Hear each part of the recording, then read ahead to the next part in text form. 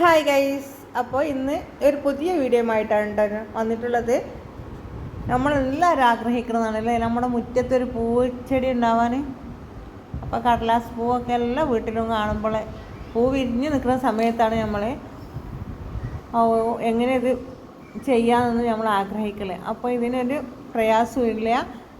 June July മാസമൊക്കെ വരുന്നത്. അപ്പോൾ ഒരു ചട്ടി എടുത്തിട്ട് അതിൽ വെറുതെ മണ്ണിൽ എന്ത് ചെയ്താൽ മതി, മൂത്തൊരു കമ്പ് കാണുമ്പോൾ അവിടെ നിന്നെങ്കിലൊക്കെ മേടിച്ചിട്ട് അതിനെ കൊണ്ടിട്ട് കുത്തി വെച്ചാൽ മതി. പിന്നെ പൊടിച്ച് വരുമ്പോൾ അതിൽ കുറച്ച് ഒരു മാസം കൊണ്ടൊക്കെ വേര് പിടിച്ച് ചെറിയ പൊടിപ്പൊക്കെ വരും. അപ്പോൾ കുറച്ച് ചാണകപ്പൊടിയും കൂടി ആ മണ്ണ് കുറച്ച് ചമ്മലൊക്കെ ഇട്ടിട്ട് അങ്ങോട്ട് കുഴച്ച് വെച്ചാൽ മതി. അപ്പോൾ ഇങ്ങനെ കമ്പ് ഇങ്ങനെ പൊടിച്ച് വരും.